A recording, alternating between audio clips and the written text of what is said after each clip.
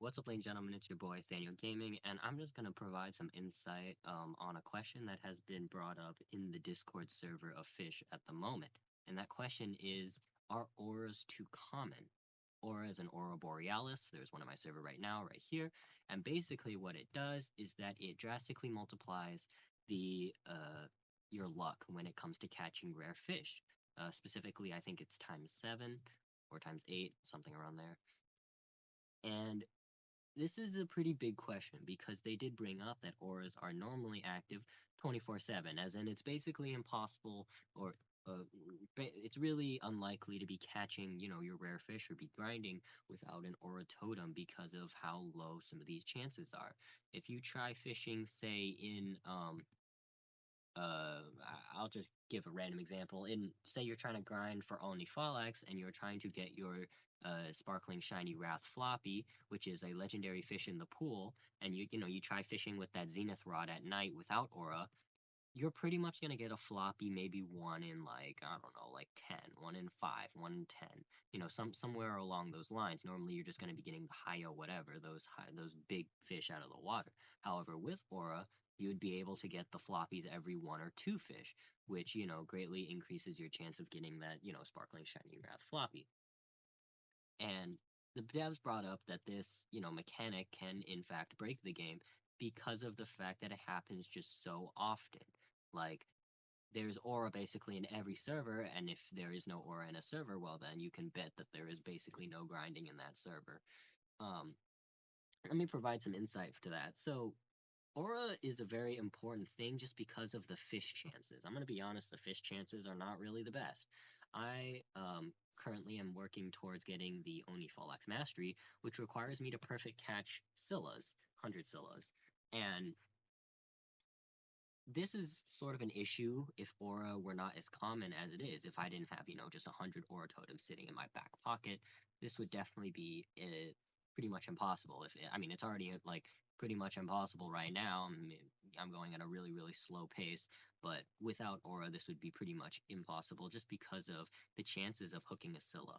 The chances of hooking a Scylla, I think, at the moment with the best bait, which is shark bait, and Aura Totem is about, I think, 1.2%, which is 1 in 80 catches. And you're like, okay, 1 in 80 catches doesn't sound too bad, considering, only Falax catches things super duper quickly.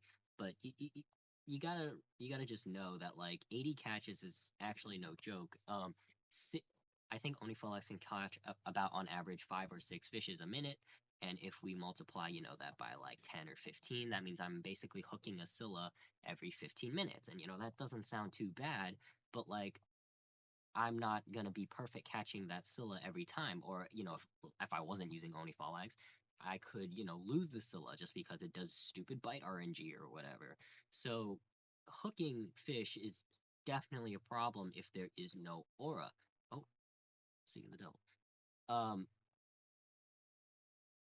Okay, I didn't plan on catching a Scylla right now, but okay.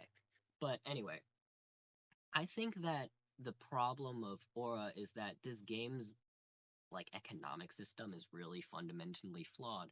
Like, exotics don't actually sell for a lot. If you are like a, starting out player and you say, "Oh, I'm just gonna pop aura or wait until I get into an aura server and then farm in, say, Castaway Cliffs," you're not actually gonna get a lot of money from that, considering, you just started out and your rod is bad.